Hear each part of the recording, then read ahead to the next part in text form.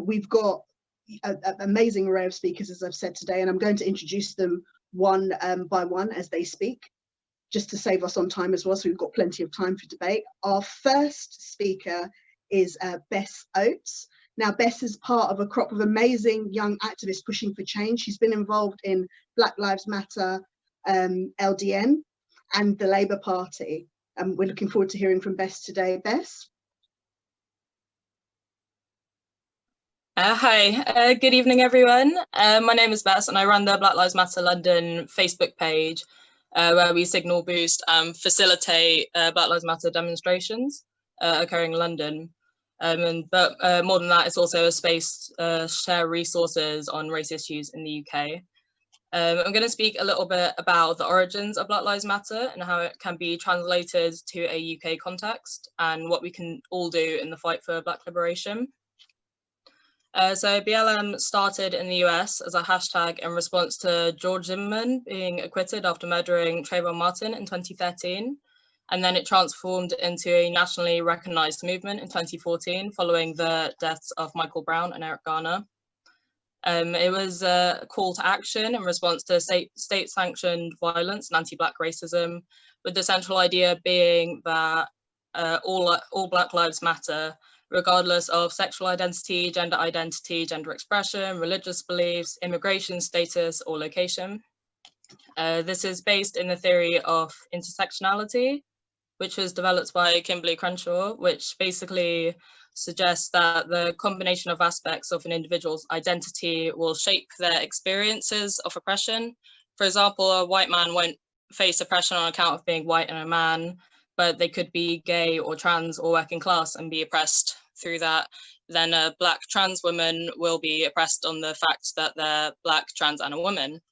And it's just, it basically talks about how our positions of privilege in society and how we're treated by others and socialized.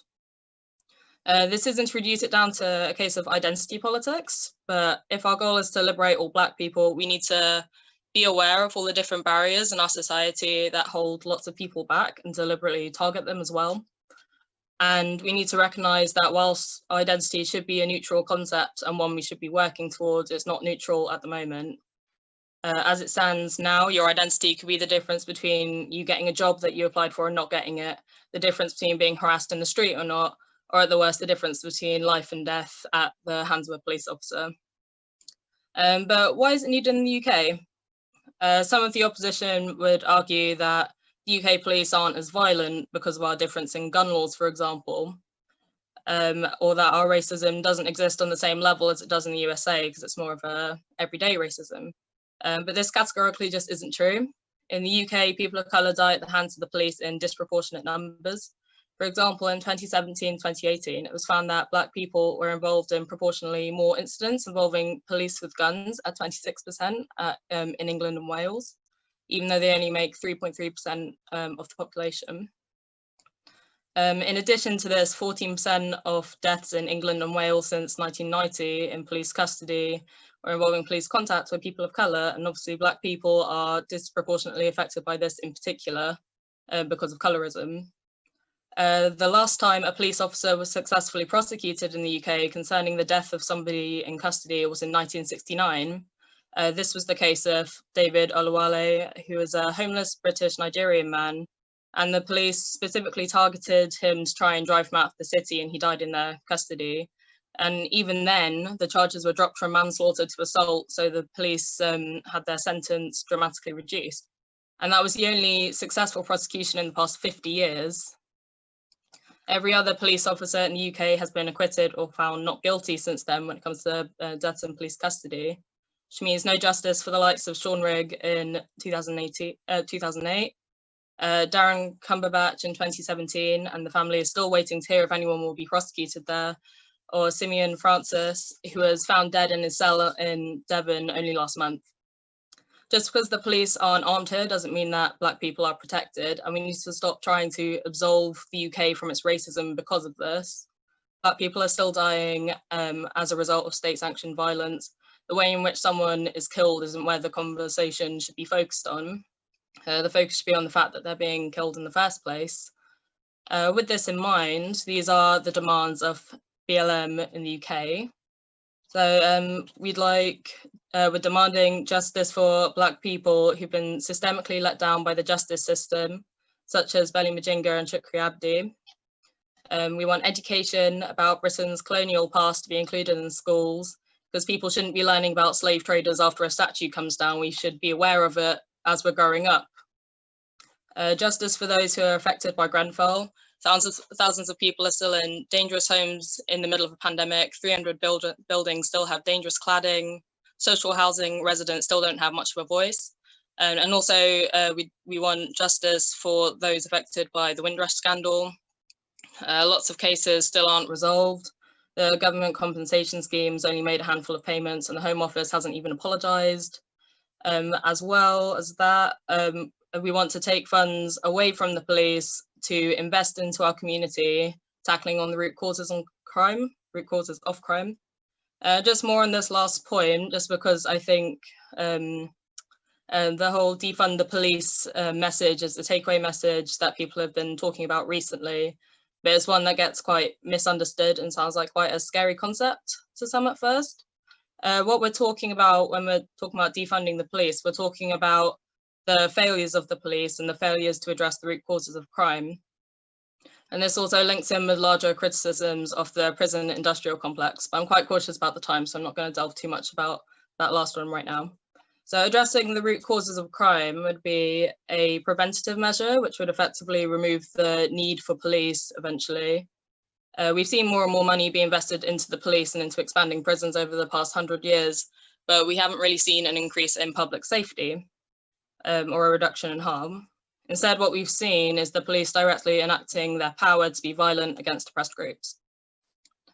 And with prisons as well, and in 2016, the rates of reoffending after coming out of prison are still very high, with 75% of ex-inmates reoffending within 9 years and 39% within the first year, which means we're having very low rates of rehabilitation, and like we're funneling money into this system and we're not really seeing much of a benefit on the public safety. So what this would mean would be more taking the money to address the root causes of crime. For example, reinvesting into youth services, providing better and widely accessible mental health services, investing in refuges for survivors of domestic violence, a huge investment into safe council housing, education, training, employment, because these would directly combat poverty, which is recognised to be one of the main causes of crime, and often is one of the main reasons why ex-prisoners reoffend, because they get further pushed into the poverty trap and then they struggle to find employment after getting let out. So it's this vicious cycle. Investing in services like youth services would specifically target crimes affecting young people, such as knife crime, for example. Ultimately, it comes down to the fact that the police and the prison industrial complex are proving to be increasingly ineffective when it comes to tackling crime. So it doesn't make sense to keep putting money into this system that doesn't seem to be protecting everyone. We need to prevent the conditions that create the need for these institutions in the first place. But obviously this wouldn't be the sort of thing to happen overnight. It's an ongoing process and is focused on improving the community ultimately. I'm just going to close by saying what you can do to help the movement. Given that we're in a pandemic, I'm going to focus on what you can do at home outside of demonstrations. Firstly, you could donate money to Black charities. We've linked some on the Facebook page, but I know on the Twitter pages and the Instagram pages as well, there have been links to charities and GoFundMe pages for individual people who haven't received justice or are struggling. There's a lot circulating around at the moment, such as the one for Belly-Majinga's family, or you could also fund groups like Movement for Black Lives or Stopwatch UK. Obviously, money is quite tight for a lot of people at the moment because of the virus. So if this isn't something you're able to do, then just sharing it and spreading awareness is still really useful. You could also sign petitions. If you use the petition section on the Parliament website and these petitions reach a certain amount of names, it will be discussed in Parliament. For example, quite a popular one right now is to teach Britain's colonial past as part of the UK's compulsory curriculum. If you follow the various Black Lives Matter London pages on social media, there are lots of resources posted there. You can keep up to date with upcoming demonstrations as well, but whilst there's a pandemic going on, this isn't the main thing you need to be focusing on, like, because, you know, if you're ill or if someone in your family is high risk. Lastly, something we can all do is just making sure that we keep on improving in ourselves. Many people reinforce racism in their everyday life without noticing it through microaggressions and micro-invalidations. And we should always take the attitude that we're not finished learning, and we should be aware of how our privileges may be undermining other people. This movement is about empowering and uplifting Black people, and that's something we can start on an individual level. So make sure you're not speaking over or dismissing Black people and other people of colour when they're telling you about their experiences of racism, or just in general, make sure that they feel like what they're saying is worth listening to, because a lot of Black people and people of colour end up having self-esteem issues because they're just constantly made to feel like what they're saying doesn't matter. So, you know, if someone says that something you said might have been racist, maybe instead of jumping to defend yourself, saying, oh, I'm a nice person or I'm left-wing, so I can't be racist, take a step back and think about how what you're doing may have been subtly reinforcing this kind of oppression. Take the time to listen and to learn. We've all been socialized in a racist society. We all have to do the work to unlearn it. So be open-minded moving forward. I'm just going to finish on that. So thank you very much for the opportunity to speak on this. I'm looking forward to hearing everyone else. Thank you very much, Bess. Thank you. And thank you in particular for outlining what the Defund the Police campaign is about. I think there's a lot of confusion around that, and so there are very, very difficult responses to it as well. But I think it's very, very important for people to understand what it's actually about. Our next speaker is Jackie Dyer from Black Thrive. Jackie's a mental health specialist who is currently the Mental Health and Equalities Advisor for NHS England. She's also served as a government advisor on the Independent Mental Health Act Review and the African and Caribbean Working Group. Jackie's going to talk about the mental health partnership which she co-founded, Lambeth Black Thrive, which works to improve the mental health and well-being of Black people in South London. And Jackie is also one of our fantastic counsellors from Lambeth Council. Jackie. Am I unmuted now? I don't know. Yeah. Yeah, okay. Hello, good evening, everybody. It's a real pleasure to be on such a wonderful panel and part of contributing to a very vital topic. And it's really welcome to have such an exploration in the public domain, especially in a borough like Lambeth. So I'm going to really focus on what the experience around our Black communities in Lambeth has been, in particular around mental health, and recognizing that because of the structural inequalities which were so clearly outlined by Bess and Bell around education, housing, health, employment, access to opportunities where your life can flourish, that actually systemic racism, structural racism has an impact on your exclusion or detention or removal from many of those opportunities, and is most profoundly felt in terms of the emotional distress and mental health impacts of being treated in such inhumane ways.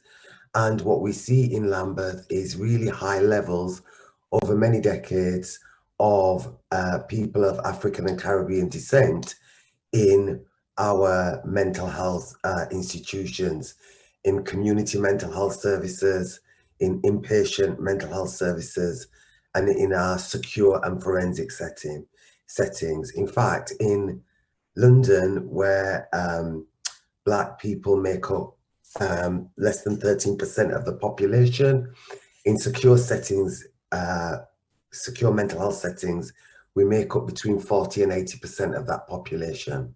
How can that be? And this is one of the challenges that Black Thrive emerged in Lambeth to deal with, because we wanted to attend to the issues that create such poor mental health outcomes for our African and Caribbean communities. And one of the serious issues for me was, as a catalyst, was the death of Sean Rigg, which Bess also mentioned. And the report, the inquest report around that, said that Lambeth had failed in safeguarding a very vulnerable man who was actually known to the system. And each of the stakeholders, be that the police, the local authority, the mental health trust, the primary care system, none of them worked in a way to support this man or to listen to the family when they were asking for help. And as a response to that, Lambeth set up a Black Health and Wellbeing Commission, which I co-chaired, and a series of recommendations was co-produced with the community around, in a holistic way, about how might we attend to improving the liberty of our Black people, and in that sense actually attending to what is essentially the Black Lives Matter agenda. The recommendations rotated around children and young people and families, working age adults, older people, workforce, community representation. And from those, we've sort of got a whole series of priorities that we are working on in partnership with the stakeholders that I mentioned, but most essentially with community members, to co-produce improvements to the system and all the system players in a very robust, systematic way that has the difficult conversations in each of these arenas to attend to the racism and the barriers that create decision making that is not in our best interest, and consistently deliver high levels of children in looked after care, high levels of children that are excluded, high levels of use in the youth offending system, high levels of people in the mental health system. In fact, for example, when we talk about intersectionality, we also have to include the socio-economic kind of element. So we're more likely in Lambeth that Black people are 14 times more likely to be homeless than their white counterparts. So part of what we look at is really looking very closely at what the actual data is saying about our experiences across a range of areas, across housing, education, health, mental health, criminal justice, homelessness, education, etc., unemployment in particular. And some of our activities and focus are around these areas. So for example, part of our focus is about reducing violence that affects young people, reducing school exclusions, improving the outcomes of Black children and their families who access children's social care, improving children and young people's access to and experiences of mental health services. And some of our activities are around having an anti-racist public health approach and strategy to reduce violence that affects young people, which is co-produced and co-delivered in many realms. Supporting Black children, young people and families who access children's services, education and training offers, and making sure that we're adapting these interventions in a way that better fits with a racialized experience. Because from you are born all the way right across the life course as an African and Caribbean human being, you are experiencing relentless discrimination, relentless racism, relentless stereotyping, relentless experiences in each of these realms. So for children and young people and families, we have a focus on helping the system to improve, to create interventions and responses that better respond to what our needs actually are, because it's not the same as our white counterparts, it's not the same as our Asian counterparts, it's not the same as our Chinese counterparts, it's not the same as our any other ethnicity or racial group is not having the particular relentless racism that has been cultivated over hundreds of years, particularly for people of African descent. And it's the depth of that embedded into our institutions that when you are tackling, trying to make improvements, it's this that we have to grapple with. So I've spoken a bit about children and young people in terms of working with adults, where looking at using barriers to employment, where Black people can those living with mental health conditions, or those easy to make with COVID, for example, improving their access and experiences of mental health services, and actually getting support in the community, the advocacy and the peer support that understands the racialized experience. So actually we Black people can recover and build the resilience that they need if they've had and experienced mental health challenges, and particularly in relation to the impact of COVID in our particular living circumstances, the multiple comorbidities that we experience. There is a particular level of bereavement, loss, emotional distress that we have to provide services that respond to it from a racialized understanding. And these are some of the things that we are involved in helping to shape and advocate for within our locality. So another component of that is around developing for the borough culturally appropriate peer support and advocacy, so that people are not walking on these journeys alone, but are having people walking alongside them in terms of their human rights, to make sure that they get the best possible care and treatment within services, and that we don't keep repeating Sean Rigg, Olaseni Lewis, Marcus Malachi as people that have been failed by the mental health system and led to their deaths. One of the other significant things that we're doing within this locality is supporting the borough to pilot and develop its local patient and carer race equality framework.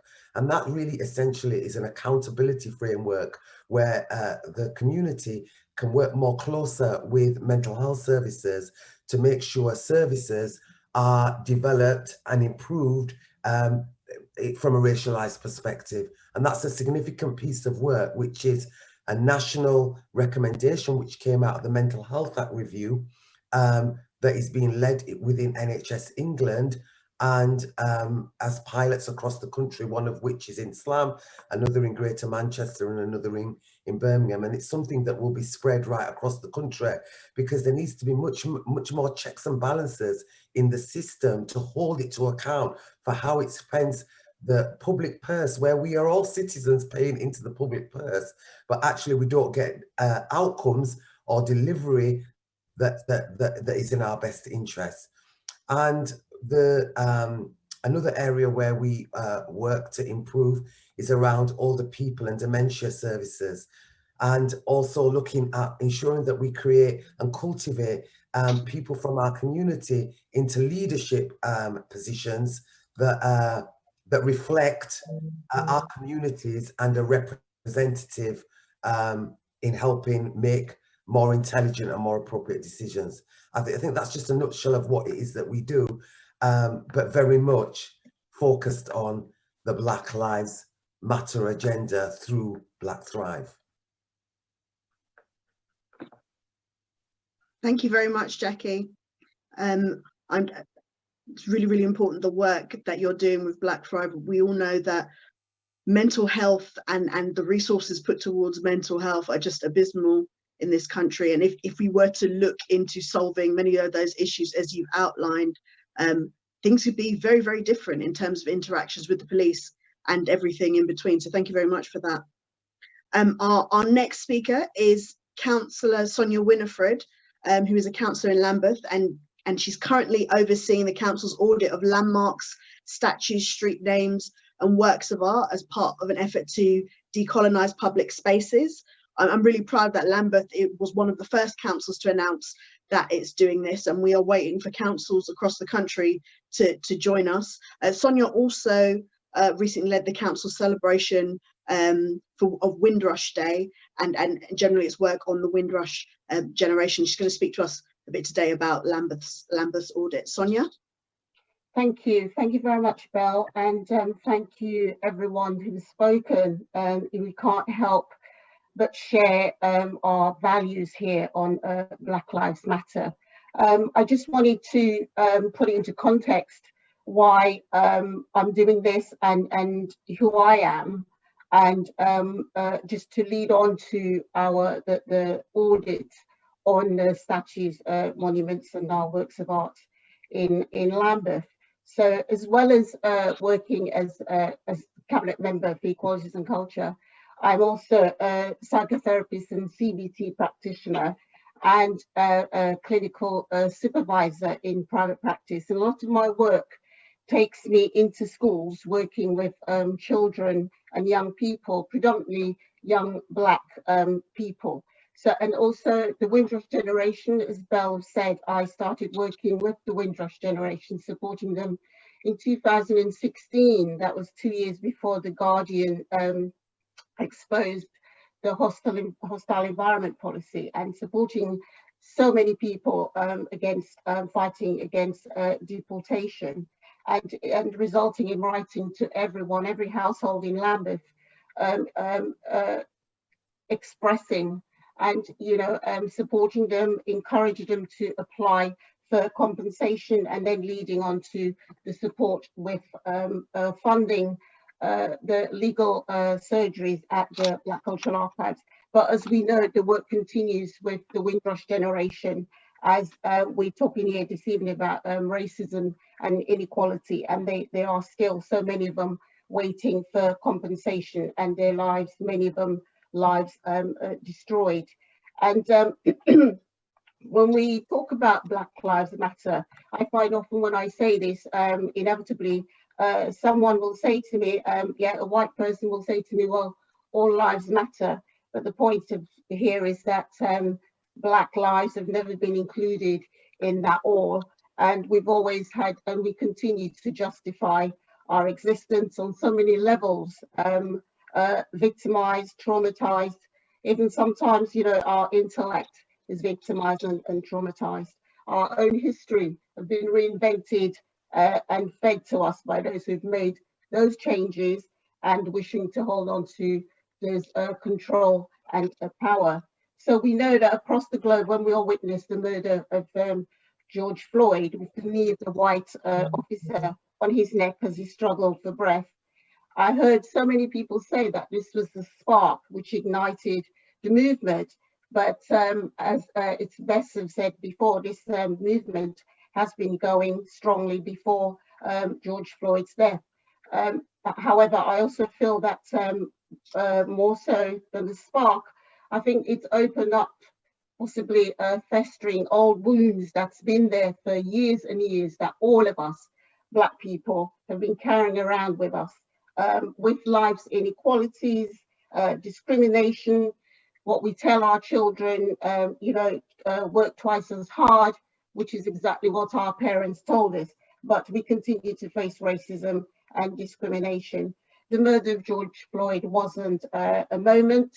Indeed, it was when Black people across the globe said it's no more, no more, and young Black people demanding change in our education system, employment, so much has been said before, in the mental health system, employment inequalities, health, housing, so many areas that we continue to suffer. Our children continue to be left behind. In education, we know that we're still desperately fighting. I believe there is a petition for the Black history to be taught in our schools. I mean, I'm a lot older now, and I can remember when I first started school. It's no different now to the history that's taught in schools right now. I believe it's still about slavery. So we're Black people are still slaves, and this is the history that continues to be taught in our schools. And so children, therefore, and young people do not feel part of this society. They feel disenfranchised, and they feel there is no hope and no future for them. Those, we've stood out, so many in our history have stood out calling for equality, and they've some of them have paid the ultimate price. If we go back in our history, as far back as Toussaint in the Haiti revolution, and we know that Haiti is still paying the price of freedom even today. Martin Luther King, Malcolm X, Walter Rodney, Nelson Mandela, Medgar Evers, so many unknown men and women. And those strange fruits that we talk about hanging on those poplar trees. There are so many of our Black people who continue to die. So there's been mentioned deaths in custody, and equally, as Bess has said, we have our own racism and discrimination in this country. And I think it's not about comparison at all. It's about the fact that we are living with racism and discrimination in this country. So it's not comparing with America, which is worse. It's the fact that we continuously live with this.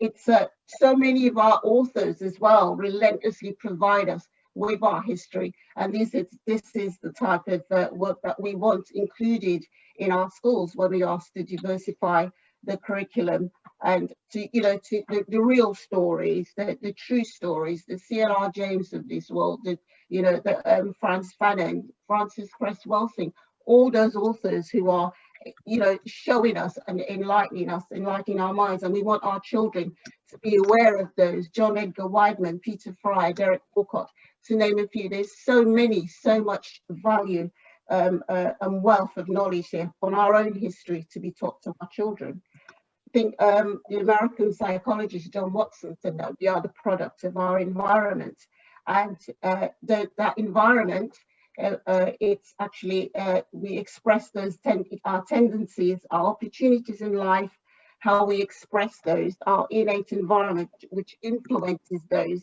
and the decisions we make. So it's therefore, it also influences our sense of our self-confidence, our what's around us, surroundings. If we're consumed by statues and monuments that do not reflect who we are, our own ancestors, then it stands to reason then that we're going to feel disenfranchised, we don't belong.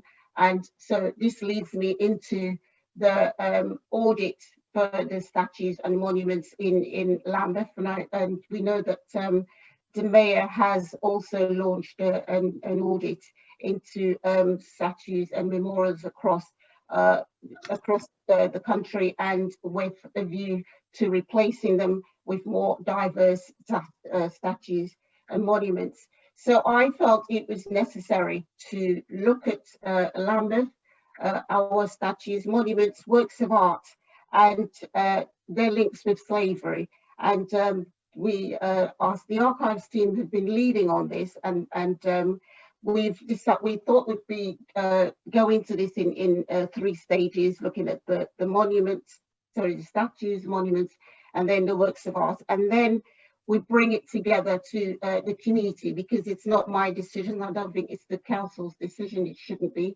Should be collectively discussing with the community those links that we found with those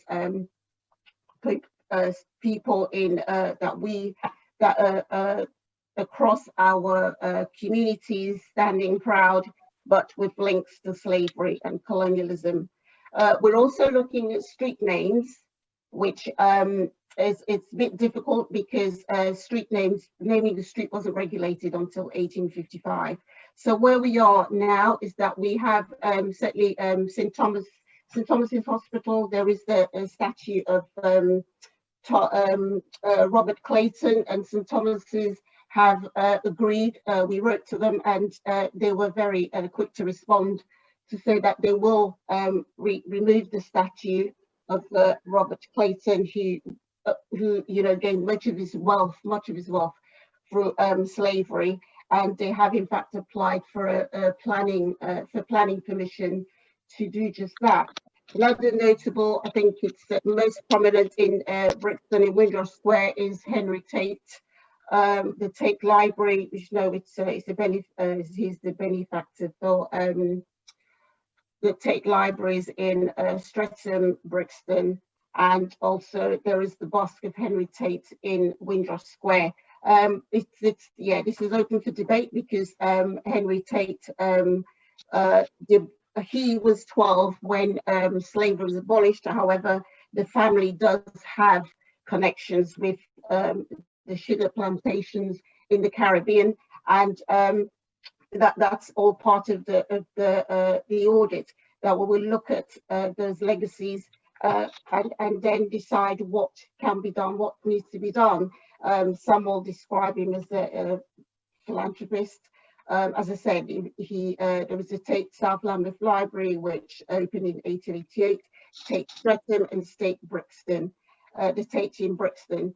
We also have, there is the Archbishop of, Canterbury, he was then, at the time, in the 1800s, Juxton, whose coat of arms, whose family's coat of arms is depicting the heads of 3 black men. And if any of you are familiar with the Lambeth Palace, if you go to the Palace Library, in the Great Hall, Juxton had that rebuilt in 1660, and he does have the carved, it's decorated, the library itself is decorated with the carved heads of these black men.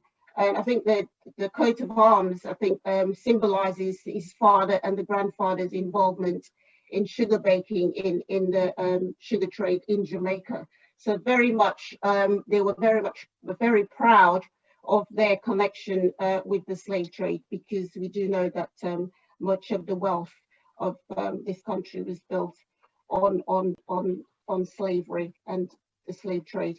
And we've got John Tracecamp, who the gardener and botanist, who's at the Garden Museum. And so there are so many more that we need to look at, but it is there is so much to do, to discuss, but it's quite it's not a very I was going to say enjoyable, but I think the word is enjoyable. I think it's quite a depressing task going through this, and to just see the level of destruction of life and the wealth that these people generated through slavery. Again, I find it quite demoralizing. So. But it has to be done. It's necessary if we as Black people need to sit at the table of equality and where the power lies, and make decisions on our lives, on our children. And we will be looking at the arts, and those of you again who are familiar with Hogarth's Blacks, Hogarth, the painter who depicted most of his artwork is of Black people, are at a lower level. You will find that most of those Black people in those paintings are either at the feet of a white person or being treated, appallingly. It's as I say, it's something that that has to be done, but it's not something that I'm finding agreeable is the word.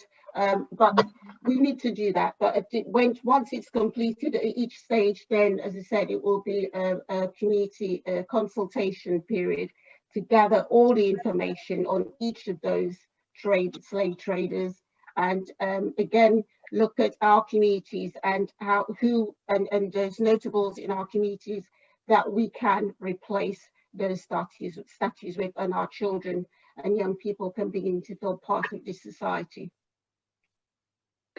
Thank you very much, Sonia, and thank you for all the work that you're doing on that. As you said, I'm sure it's very difficult to go through, finding out just how much misery these people caused to others, caused to Black people, and how much money they made off it. But I think it's important as part of your work that we're working to correct that, and that the community are going to get a role, and we're going to get a say in what happens with it, which I think is very fantastic. And I know I'll have some suggestions of some people that we might want to replace some of those individuals with, which I think I'm sure many others in the community would as well. Now I'm going to move on to our next speaker, Baby Blue, from Justice Reform. She can speak to us about Justice Reform. Sorry, Baby Blue is an activist with Justice for Black Lives, which is an organisation that works for radical change in policing and justice. She's worked with a team of academics and policymakers to develop a list of abolitionist demands to put forward to the UK government. Baby Blue. Hi there. Yeah, so I'm from Justice for Black Lives. We're not a reformist group, we're an abolitionist group. I'm wearing this mask because the work that we've been doing, we've had a lot of actually security threat, not only from police who've been following some of our members, but also right-wing groups. So I'm just highlighting that this is still a very contentious and dangerous field of work to be in. Today, I'm going to be talking about the kind of work that I've been doing, but also allyship, what constitutes good allyship, and defunding the police and what that kind of looks like. So good allyship requires dedicating yourself to understanding what Black Lives Matter is about. A lot of the time people perceive pro-Black movements to be anti-white because historically pro-white movements have always been anti-Black. But BLM is an abolitionist movement that seeks to end all forms of inequality. We're fighting for all Black people because Black people experience all kinds of forms of minoritization that other races experience. We cater to those inequalities as well. For example, women's rights, the rights for people with disabilities, the working class, the LGBTQ+ community, immigrants, undocumented people, sex workers, homeless people, all forms of minoritization. Allyship also requires an unlearning of white supremacy and recognizing that racism is not only a Black issue. Whether you like it or not, as a white person, you benefit from the oppression of Black people. And that therefore requires a re-education and familiarizing yourself with Black issues. For example, African cultures before enslavement, educating yourself on abolition from the perspectives of those who actually abolished it, not William Wilberforce, but the Haitian Revolution and Sam Sharpe in Jamaica. Also familiarizing yourself with the indenture period, colonialism, post-colonialism, the Windrush generation, the civil rights movement that happened in the UK, the Windrush scandal, and the tragedy of Grenfell.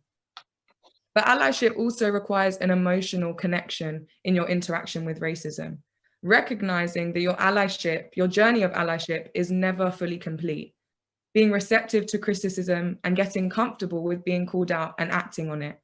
Because the more tightly all of us cling to our identities of being the good person, the more skilled we become at rationalizing our behavior, and the less we are able to examine the ways in which we cause harm.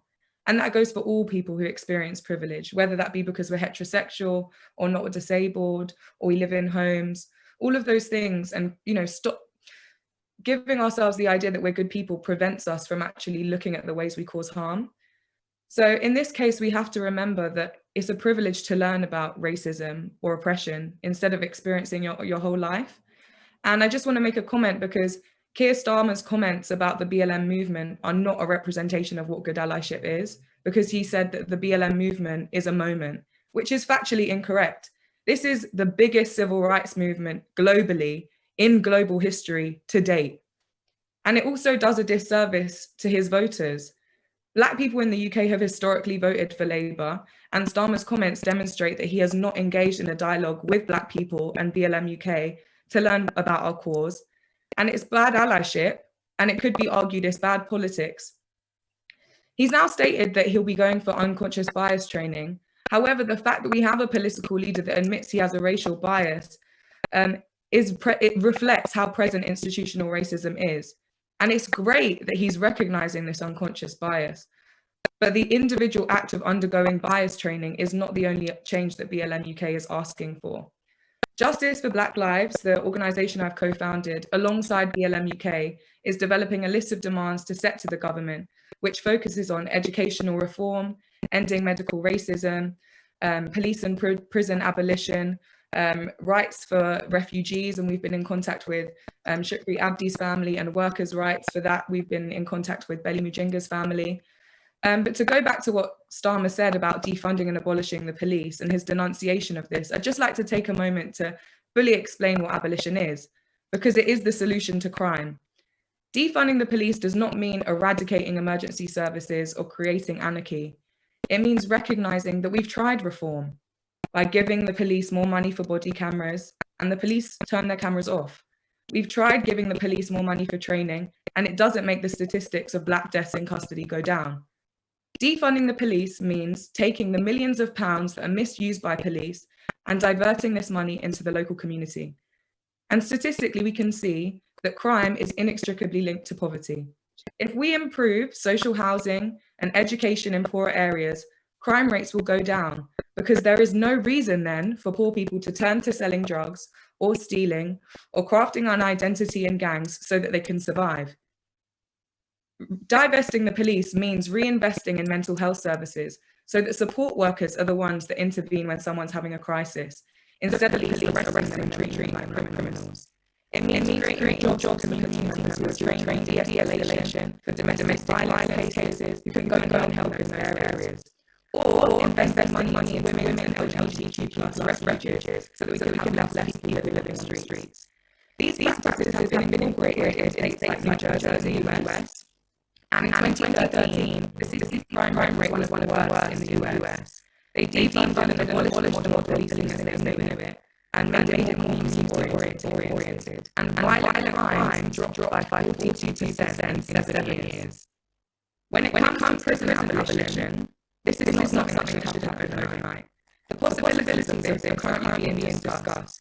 But what we have to acknowledge is that the UK has a major problem with mass incarceration.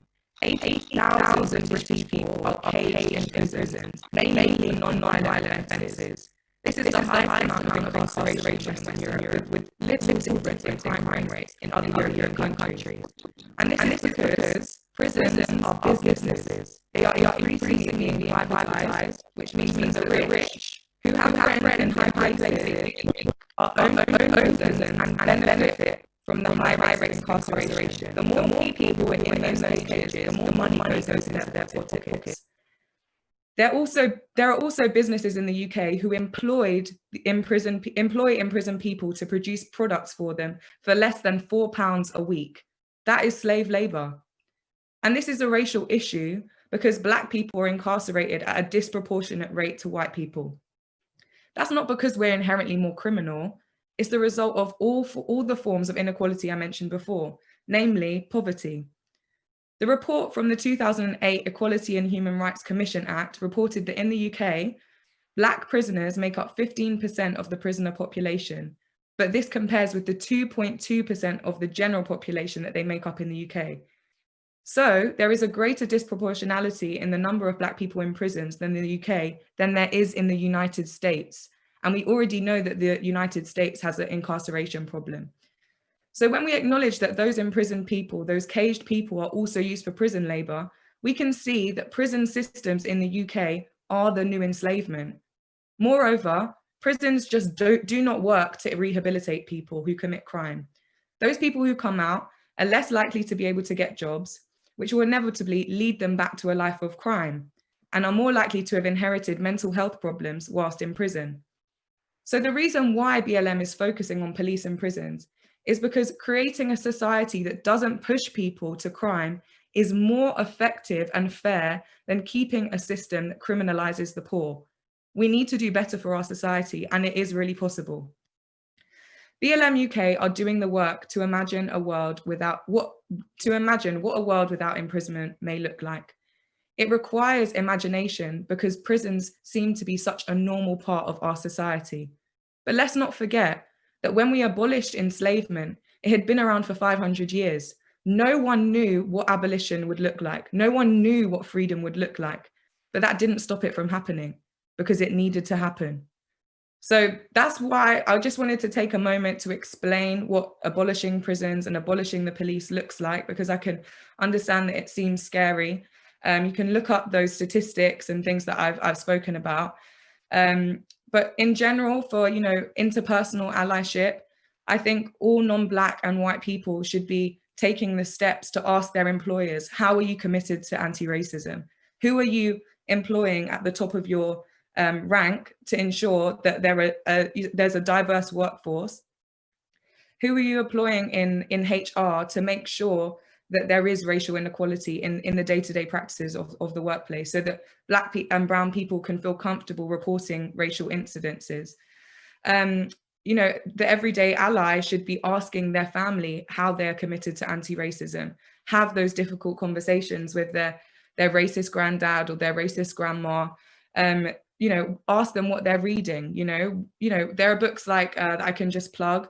The 13th, the film on Netflix, Why Are Prisons Obsolete by Angela Davis, and Akala's book, Natives, but also Rennie Edo-Lodge's book, Why I'm No Longer Talking to White People About Race. Those are all tools that everyone should be using and actually incorporating in their life. You can't just read a book and put it down. You have to embrace it and take it to your workplace, take it to the person in the park who makes a racial comment, take it to your friend who makes a racial joke, and call them out on it.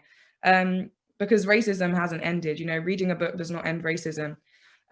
So yeah, if you want any resources about what I've discussed, you can follow the Justice_for_Black Lives page on Instagram. And yeah, I'm just encouraging everyone to do the work, do the research, get comfortable with feeling uncomfortable, because racism makes Black people uncomfortable every day. So I feel really honored to be here, and thank you for giving me this platform. Thank you very much, Baby Blue. And thank you particularly for touching on the subject of allyship. It's really, really important that we explain, you know, the best way to be an ally, and actually that being an anti-racist is something that we do every single day. As you said, it's not just about picking up a book or attending an event. We've got to commit to it. So thank you very much for that. Our next speaker is Emerson Webster. Emerson is a long-standing activist and Streatham Labour member who was active as an organiser in the justice campaigns for Cherry Gross and Cynthia Garrett. He also campaigned against the poll tax and was a founding member of Panther UK. Emerson. Good evening, everybody. Brothers and sisters, sons and daughters. It is absolute honor to be able to address you tonight on this question. It's not often that gray hair is an advantage, but it seems to tonight that I've been given the option, the task of drawing together the past struggles that we have had here in Britain to the current position that we have with the Black Lives Movement. This is important, and I hope that I will be able to explain this in the course of my short time. But I think it is even more important that we look in this moment for where we are with the Black Lives Movement and with the protests, and where we intend for that protest to go over the next period of time. Now, I'm going to say at the beginning that I understand that this meeting has been organized on a constituency-wide basis, which means that all parties can be represented here. There may be people in this room who are conservatives. There may be people here who are parts of the Liberal Party. I make no apology for saying, quite frankly, that I am here to discuss about the Labour Party and about how we can take the struggle forward with those two things. If you are conservative in any way, we hope that if you support Baroness Varsi when she said that the Conservative Party is riddled with Islamophobia and with racism, then I'm sure that you will support the discussions that we're going to have here today. If you are a liberal, then I will thank you personally for taking Chuka Amuna away from us and giving him a home so that we can have this new Belle Ribeiro as our MP, who has the potential to be a real star as far as taking the movement forward. Now, I'm going to start. By basically saying this movement, Black Lives Matters, has captured the imagination not just of America and in Britain, but it's captured the imagination of people across the entire world. I think if we can summarize what it actually means in places like India, where it's been tailored towards colorism, in places like Brazil, we can understand, but in places like Argentina, where very few Black, there's a huge movement that's taking place there by the indigenous people, I think. But the issue really is that summarizes and draws all these strands together. People ask in every one of these countries, why is it that I have got to come out to fight for my full rights as a citizen in this particular country? In India, for example, the issue of color means that people of darker skin are not well respected. They're being actually treated as second-class citizens in their own countries, and their complaint has been to the actors and actresses who bleach their bodies, reinforce these stereotypes, as these are the people, and saying that you have no right to be talking about supporting the Black Lives Movement because you are part of the problem that we have. And that's the essence, that's the beauty of the moment. And when Keir Starmer, if he actually meant what he said when he said it was a moment, this is a moment of history. If that's what he meant, then of course, then we will accept that. But we're not clear that that's what he actually that's what he was actually saying. In fact, if the truth is told, he's made an admission that he is unclear about where he should stand and that he needs to go for race training. We would say to him, quite frankly, you're far better off if you took those 2 days and organize a conference of the Black and Asian workers and the members of the party and have a discussion about what are the issues about racism that we face, have a discussion about the issues of institutionalized racism within the party as a whole. Those 2 days will be far better spent than spending it sitting in a meeting, having a discussion about unbiased, unconscious bias. The other thing I want to say very clearly, that the press attempts to wash over, is the fact that this Black Lives movement is a Black-led movement, but it is not a Black movement. It's a movement that includes Black, white, brown, pink, polka dot. Every single person on earth is represented within the movement, and that itself is a very important reason, which I'll come back to in the course of the Labour Party. But that itself is significant, because back in the days when we were watching, it was very difficult to be able to have this broad movement that draws upon all sections, of society. But what we have with this movement is absolutely clear. When we look at it here in Britain, we can see what we see. The people we're seeing on the streets are third and fourth generation British born. They're not immigrants. They're not people. They are sitting here and wondering, why is it that the people I grew up in school with do not have the issues that I have? And that's what strength, given this movement strength. And I have to say with absolute saluting of the thing, I'm absolutely in awe of the discipline that has been exercised by the movement over the course of the last 8 weeks. It's not been a movement of hotheads. It's been very organized. It's been very disciplined in the way that this movement has taken place. And that itself will give its credit and give it sustainability. Now, there are some who would say that I am talking about the Labour Party, here to talk about the Labour Party, as if to say that we want to bring the Black Lives Movement into the Labour Party, and that's it. Nothing is further from the truth. The self-organization of the Black Lives Movement, the self-organization and independent organization of all groups are absolutely vital and must continue if they mustn't even, if not being accelerated. This is a struggle that started with the first slave ships, and it continues, and therefore we need to have in our armory, right, all the different tools at our disposal. What works today may not work tomorrow. If we look back at the things that have been come to us about in the late 70s and the 80s, when the BNP and the fascists were on the march, it was independent organizations that actually was responsible for fighting back against them. The Anti-Nazi League, the Anti-Fascist Action, the Rock Against Racism, these were organizations that were completely independent of the political system. In fact, it was the left in the Socialist Workers' Party that started the Anti-Nazi League. So these are independent organization is absolutely pivotal in order of sustaining the movement. I turn my attention briefly to this issue of where we are, the differences between now and then.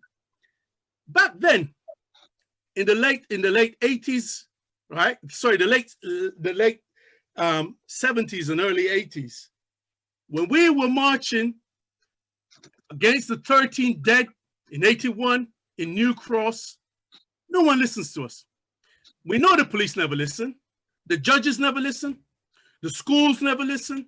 Not a single person was able to was prepared to listen to anything we had to say. It was barely our parents who listened with one ear about that, and that is the difference between now and then. We also had a situation that in 1981, 13 dead in New Cross was in January. The riots in Brixton took place less than 4 months later. And the reason why those things took place, because the Tories were upset that the New Cross, the demonstration against the New Cross massacre was arrogant. It was determined that it was good. They couldn't stop it. There were more than 25,000 people marching through London on the day to protest against the 13 people who were murdered in New Cross, and they attempted to cover it up. And they were upset, and that they couldn't stop this demonstration. And the response was Swamp 81, a campaign that was supported by the Tory party in the name of men like James Arthurton, who was the leader, who was the police constable in Manchester, who said that there's a group of people, in our society, there's a section of our society who have no allegiance to Queen and country, and it is our responsibility to harass these people so they do not commit crime. That was the basis of which the riots, the unrest that took place in 1981 is provocative. It was an attempt to silence where we are. So that takes us to where we are. I want to look, these facts and civic figures that we've raised have been about policing. And we had quite a few, but I just want to make 2 points as far as institutional racism in police is concerned. Since 2010, there have been over 800 cases to 800 complaints that have been upheld against the police. Of those, and these are serious complaints, of those, in 10 years, only 20 police officers have been sacked in the course of those 10 years. There are a total of 6,600 complaints, of which 12% of these complaints are upheld, 12% of 6,000. But so far in 10 years, we've had 2 police officers dismissed. Now, I draw that because after the Scarman report that from the 81 riots, Lord Scarman said that there was no institutionalized racism within the police. That was his conclusion in 81. Following the McPherson report, however, the McPherson report accepted and acknowledged that institutional racism within the police and within the exists. And they made 70 recommendations for reform of the police and reform of the justice system. The vast majority of these remain outstanding. That is why, that takes me nicely as to why we need to organize within, have a political arm to our organization. I will say at the onset, in terms of the political, working as far as the Labour Party is concerned, it is absolutely clear, if you look back to the study Malcolm X, if you study Martin Luther King, if you look at the history of the Black Panther Party, in all these cases, the final conclusion that they drew is that we as Black people, Black and Asian people, cannot solve our problems in isolation. It is clear that when we draw the logical conclusion of their work, is that we as Black and Asian workers in these Western countries, in America and Britain, the Western democracies, that our role is that of workers. We don't suffer differently from white workers. We suffer doubly. We have a double oppression. We are oppressed as workers and we're oppressed as blacks. And of course, our sisters will suffer a triple oppression because of the oppression of their sexual of sex, and in, as we can see more recently, in the terms of sexuality, if you're transsexual or whatever, the situation becomes even worse. This is the double and triple oppression that we face, but it's not fundamentally different from it's a struggle. It's capitalism that's responsible for this. Capitalism that determines that it wants to divide Black and Asian workers. And that's why the solution, a political solution for this, doesn't rest with the Tories, but it rests with us very firmly within the Labour Party. And why will we find success? And why will we find success with working within the Labour Party? Well, I can give you 5.5 million reasons why we will find success within the Labour Party. If you look at the last election, 5.5 million Black and Asian people voted for the Labour Party. 5.5 million. That translates to over 95 seats, the length and breadth of this in this country. It means that we have an influence over that. If you look at the collapse of the Labour vote in the north of England, you now see that the Black and Asian vote is of pivotal importance, not just for Labour to win an election, but it's important in revitalizing the Labour Party. And what do I mean by that? I mean this. The issues that we face, the issues that we're trying to address. Let me run one or two of these statistics that we've gone. We've had 40% of people in custody from BME backgrounds. We have 40% of African graduates overqualified for the roles that they're facing. We have unemployment among Black people of 26%, 23% among Pakistanis. We have 2% of white households living in overcrowdedness compared to 30% of Bangladeshi and over 30% in BME. The degree of mental health detentions, I was shocked by the statistic that Cynthia said earlier. It's at she said 80%. I thought it's a shocking figure.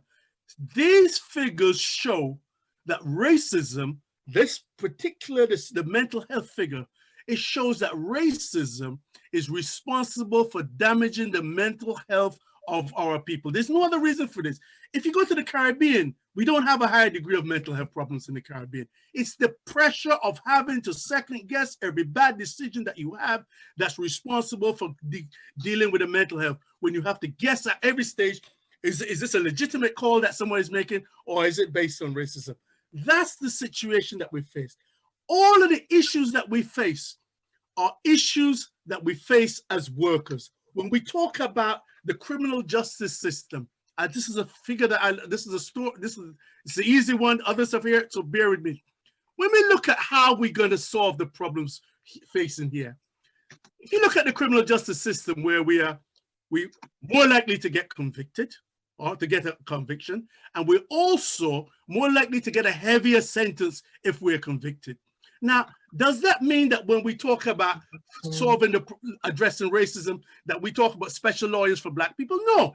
What we talk about is actually more services, the reversal of the cuts. We're talking about investment of more services within the criminal justice system, which would allow people to have a better outcome.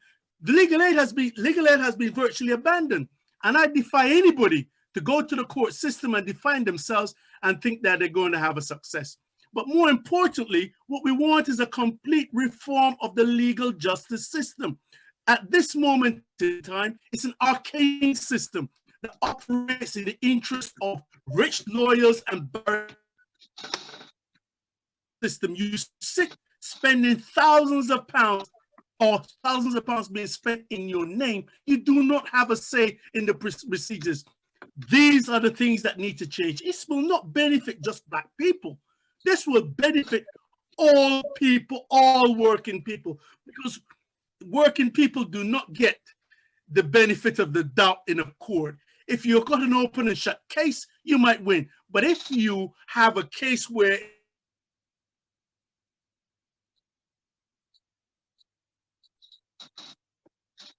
I think we've lost Emerson there. Okay, I think we've lost Emerson there, but Bell? hello? Bell? Huh? I'm back. Yeah? I'm back. You're back. Can you final few words, Emerson? Okay, look. Because we're a bit over time. Okay, look. We can talk 1,000 times about what is the case that for working with the Labour. It's entirely possible we can do this. We can reform the Labour Party. Our presence as Black people within the Labour Party can help the Labour Party to rediscover itself and win. For us to take this movement forward, we need to come forward with clear programs. I urge everybody here to join us in that fight for helping to transform the Labour Party. It's a really simple thing to do. We can make the cost of a membership for ordinary people is £4, is about £4.36 a month. If you're under 26, you can spend as little as, I think it's £2. What was it? About £2.26 for a month. It's less than a beer. But this can actually be the vehicle for transforming not just the Labour Party, but in transforming this movement. We can actually deliver political outcomes. We can change the councils. We can change not just on Black issues, naturally, but we can change the way that Britain is run. We can develop an urban strategy that is useful and beneficial, not just to Black people, but for all people who live in these urban areas. And with that, I leave my remarks. Thank you very much. Thank you. Thank you very much, Emerson. Thank you. We're going to rush on to our next speaker because we're fast running out of time. Our next speaker is Diane Abbott MP. People often say she doesn't need an introduction, but I like to give her an introduction. She's the first Black woman elected to Parliament in 1987. She's also our former Shadow Home Secretary. But I think one of the things she counts amongst the great things she's done, because it was in Lambeth, is that she was actually the head of press and public relations for Lambeth Council. So Brixton Town Hall used to be her old stomping ground. Diane. Thank you very much, Ms. Ribeiro-Addy. And yes, Brixton Town Hall was a stamping ground. First of all, I want to say that Black Lives Matter is an inspirational and international movement for justice. It is not a moment. As you heard earlier this evening, the Black Lives Matter movement emerged in 2013 with the killing of Trayvon Martin by Jules Zimmerman and Jules Zimmerman getting off scot-free. Then there were the deaths of Michael Brown and Eric Garner, but it has re-emerged with the death of George Floyd, and it's re-emerged with a particular passion internationally. And I think that's not just because of the terrible pictures we've seen of the death of George Floyd. I think that on both sides of the Atlantic, both in Britain and America, the Black community is under the shadow of death from coronavirus. And there can't be anything more violent, really, than a pandemic which is falling disproportionately on Black people. And when you hear people say, oh, Black people are dying from coronavirus because we've got comorbidities or we're diabetic, whatever, no. The reason why we are dying disproportionately from coronavirus is institutional racism. We're more likely to be doing low-paid jobs in care work.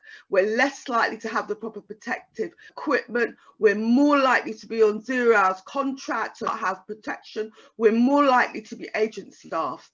The levels of death from coronavirus amongst Black people actually reflect not medical realities, but social and political realities. And I say that I believe at the very least there needs to be genuine public inquiry into all the Black people that have died of coronavirus in this country.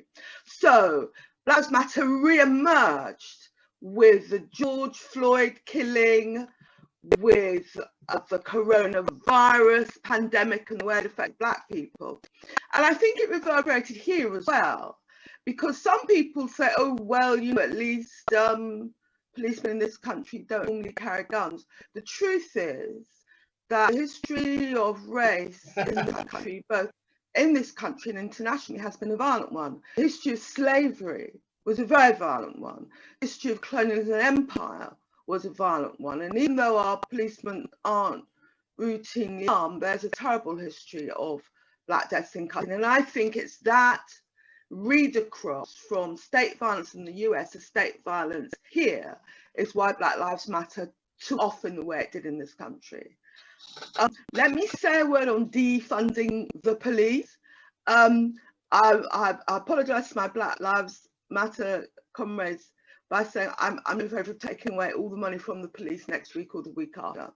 The Labour Party fought 2 general elections saying that they would make good the Tory cut policing, and I think that's what we'll campaign on again. And I have to say, talking about defunding, the Tories defunded the police from 2010. Because, you know, like every other public sector, the police were the victims of austerity. So I would put money into police budgets. But I would say this, first of all, the defunding demand comes from an American context, with far from the money from policing being cut, as it has been in this country since 2010. Police budgets have ballooned. In New York, 1/6 of the city budget is spent on policing. So in America, you had ballooning police budgets. Here you have police budgets that have been cut. And that's why I think it's reasonable to say we'll restore Tory cuts. What I would say is, along with money, you have to have reform. You have to have reform of toxic prevent system, which is a means of harassing our Muslim brothers and sisters and enlisting teachers and social workers as some kind of counter-terrorist force. We need to have reform of the disproportionate levels of stop and search. And the disproportionate levels of stop and search go back decades. One of the very first campaigns I was involved in as a young woman before I became a member of parliament was a campaign against the sus law, which Emerson may remember. And the sus law was the predecessor of stop and search. But what is alarming really is every time you give the police a new power, they use disproportionately against Black people. So it's not just stop and search, been going on for decades. It's the use of tasers, it's the use of violence. And now, during the COVID epidemic, when the police have brand new powers to impose fines, fixed penalty notices, who do you think is getting a disproportionate number of fixed penalty notices? Black people. So we really do have to reform the police, because this institutional bias doesn't make law and order stronger, it makes it weaker. It disillusions and is disaffecting young people, whatever their colour, because people can see, you know, how unfair it is. And there's also the issue of how Black people that join the police, how they're treating the racism they encounter. So yes, I wouldn't take money away from the police, but with the money they get would come reform. And of course we do need more money for mental health, for the youth service, schools, social services. And some people, not necessarily people on this course, some people say, oh, where's the money going to come from? We've seen the Tories spend billions funding business, particularly business and banks, through the coronavirus epidemic. So we know the money is there. Finally, I'd say, because I'm conscious of time, this is 20 years after the Macpherson inquiry. And some of you, not all of you, but some of you will remember when it came out. And the tragic thing is how little has changed really since Macpherson. The disproportionate levels of stop and search, they're more or less the same. The low levels of people, particularly at senior levels in the police force, they're more or less the same. Now, the thing that Macpherson said, which was important at the time, was when he talked about institutional racism, which wasn't new to some of us, but it was new to have somebody like that, you know, heading an official inquiry like that, saying it. But the Metropolitans now are dug in. They are refusing to accept. They are institutionalist. They say it's quote unquote it's not helpful to say that. The question is not whether it's helpful, the question is whether it's true. What do you call a force that will take a young couple out of their car and handcuff them in front of their baby child for nothing? No evidence, thing was found. What, you know, we see, I don't think a week goes past where we don't see an episode of Metropolitan Police acting in a way which is best described as institutionally racist. And the point is, when you say the Metropolitan Police Force is institutionally racist, you're not saying that individual police officers are racist, so much as that you've got a system, you've got structures, you've got ways of being which impact severely and disproportionately on Black people. So Black Lives Matter, hugely important movement, not a moment at all. It's raising some really important issues about state violence, about culture, about history, and I'm glad to be speaking here this evening. Thank you very much, Ms. Ribeiro-Addy. Thank you so much for being with us today. I know we're edging on our closing time. I'm going to add a few more minutes just so that we can get some of your questions in, because I know you've been sending some through, and what I'll try and do is just throw one to each individual so that we don't go too much over time. So hopefully you'll bear with me for a maximum of an additional 10 minutes, and I'll go in order of the way that we spoke. Bess, if I could go to you first and ask, how can we develop a culture of self-awareness amongst white people so that they can become aware of their role in casual racism, unconscious bias, and understand their position of privilege? Well, I think the beginning would be having events like these, like having those sort of conversations and sharing resources. I think it's the sort of thing that we can do on an interpersonal level. There are lots of articles and books and films out there which kind of show these sort of like microaggressions and can teach you a lot more about them. It's just keeping the conversation going and making sure that people have an open mind when you're talking to them about it, I think. Yeah. Thank you very much, Bess. Jackie, can I ask what you think we could do about introducing a system of training for school staff on how to tackle racism? Okay, I think that that's a really important agenda. It sort of adds on to what the last speaker said. I think that it has to involve those people who have been experienced racialized experiences. It's not enough, but it is an important part to take that independent individual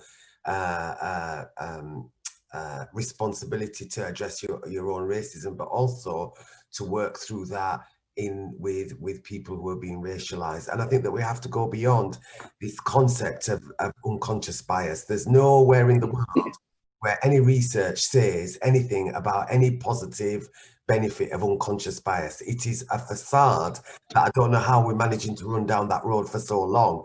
We need to move away from that and actually talk about racism and how we're going to move towards an anti-racist society. And it's those kind of conversations that need to be facilitated with Black leadership intergenerationally in all public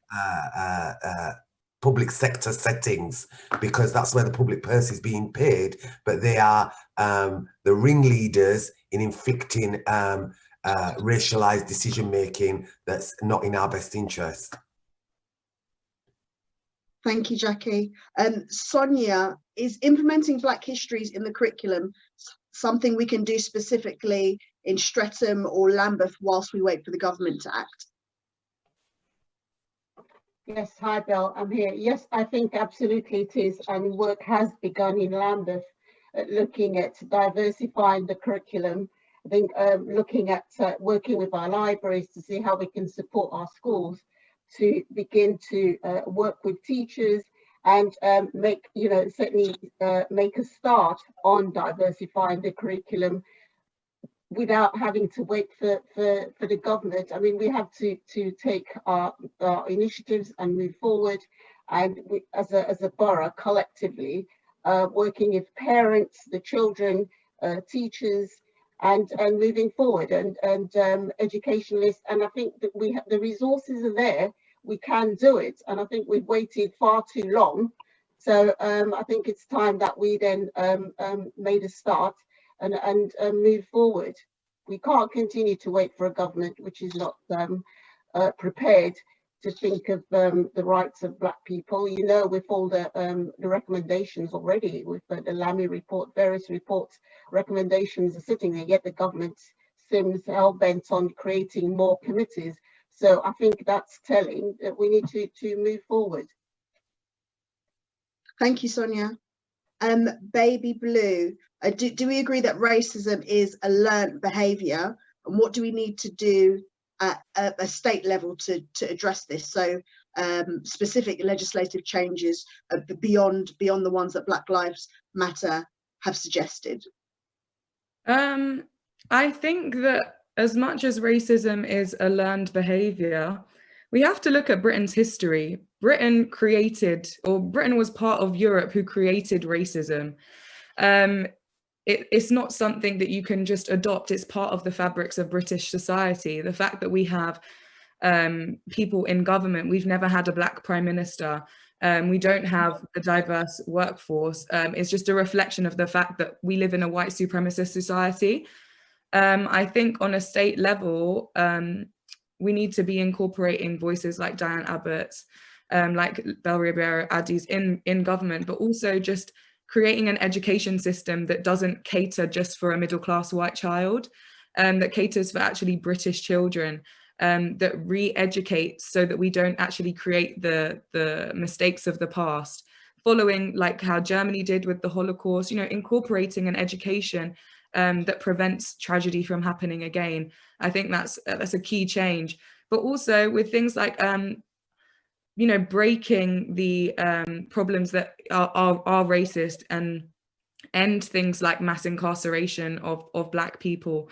Those are the legislative changes. You know, racism is a learned behaviour, but it's a natural behaviour because we live in a white supremacist society. Thank you, Baby Blue. Diane next. As an MP engaged with this, how do we reach those empowered to advocate BLM? How do we engage those MPs that really don't engage and encourage other MPs to work to tackle racism? You need to go out of the way to meet those MPs, and you need to speak to them as you speak on this call this evening. I can tell you the number of times where I've come across people who've got a lot to say about racism when they're in a group with a lot of other Black people, but put them in front of a white person in authority and is a different story. You know what I mean? We have to be prepared not to be rude, but to be as clear and as unequivocal about race when perhaps sadly you're the Black person in the room, because frankly, not everyone's prepared to do that. Thank you. Okay, I've got a little bit of time for my little 10-minute extension just for one more round, which I'll ask the whole panel and anybody who can answer these questions. Where can we find out more information about peaceful protests? Future peaceful protests. You can, I mean, that's advertised on Justice for Black Lives. Our Instagram page is justice_for Black Lives. We'll be advertising about protests. Also, Tribe Named Atari is also facilitating and posting about protests, and also BLM UK is also advertising about peaceful protests. All of the protests that have happened in London, and as far as I know, the UK have been advocated for as peaceful. I think just one comment I want to make about the evening kind of eruptions in violence. You know, Black people are angry, and as much as organisers will advocate for controlled rage, we need to stop focusing on why looting is so bad. Do we care about damage to private property, or do we care about the loss of human life? And this is what Black Lives Matter is protesting against. Thank you. Bess, was there anywhere else that you wanted to tell us where we could find information about protests? Yeah, I was just gonna plug the page that I run as just Black Lives Matter -London, but all of the ones that Baby Blue mentioned as well, all of them on there. There's a peaceful protest happening on Saturday, organised by All Black Lives. So if you go on either of those pages, you can find details for that. Oh, sorry, yeah. Sorry, just another thing. There's a protest happening on Friday outside Hackney Town Hall, because there is a Black women's refuge which is being threatened to be closed down by Hackney Council. So there's a protest happening there on Friday. Peaceful protest, socially distanced. Thank you. And one to two last round for the panel as a whole. What's the panel's opinion on the use of the BAME acronym, or any other acronym for non-white people? So I'm guessing this means BME as well. And should we be using this acronym? And I'll start with Emerson. Well, it's a topic close to my heart. We've been black and Asian is a political term. When we fought the fascists, we were Black and Asian. When we fought against the racists, we were Black and Asian. This name BAME has been developed by a section of people who sit in the Black community who want to depoliticize Black. They don't want it to be what Black used to be, to stand and fight against racism. They want to turn it into a small type of movement that basically supports this neo-colonial position that they have. These are people who basically are sitting there looking at business and financial interests, as opposed to looking at the political issues of socials. And that's where the terms come from. Black and Asian has always been a better term. BAME is a bread, it's not a political thing. So I am much more comfortable with the Black and Asian perspective than I am with the name BAME. But I have to say this, just finally, in terms of that. The key issue for me at this moment on the question of name is about who represents Black and Asian people. Political representation. We have very little of we don't have enough of it, and that's one of the reasons that we need to be organized. We have far less Black MPs, far less representations in the party and the movement than we should have, and those are the things that we need to change.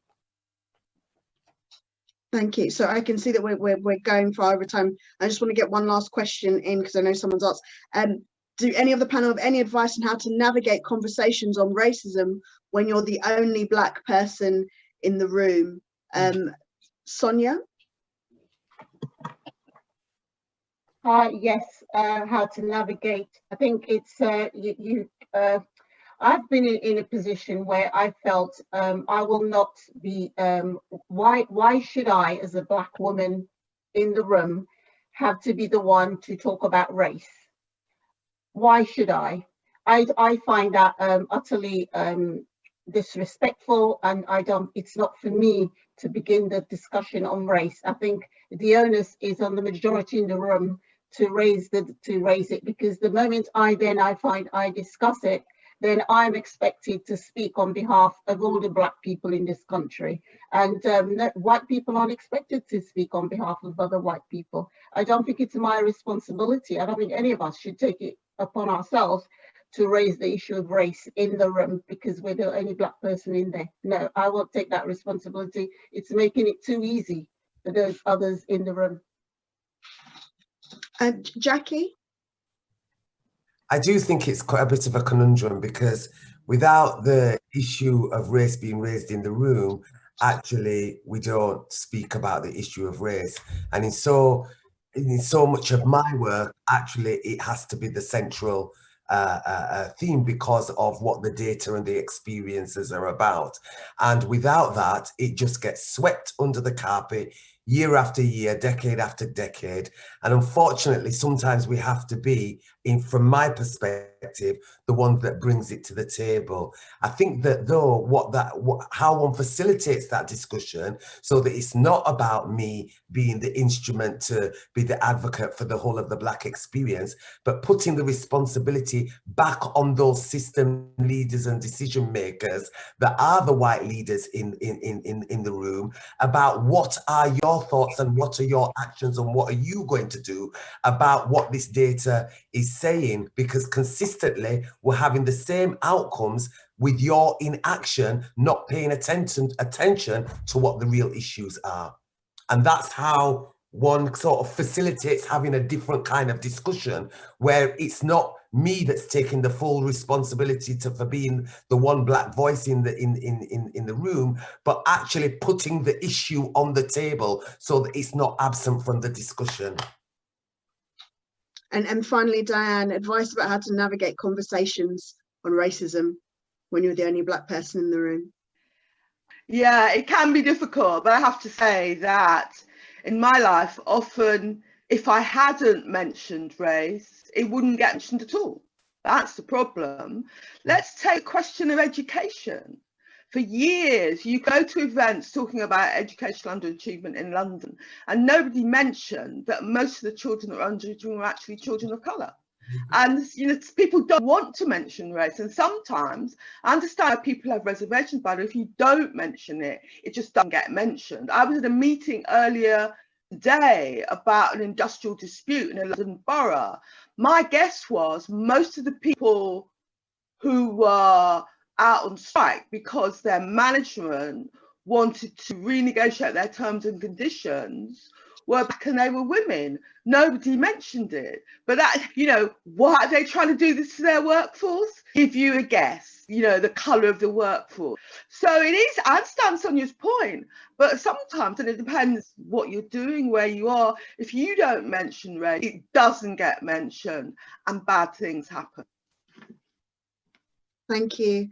And I'm going to have to end on that. And thank you so much to all of our fantastic speakers.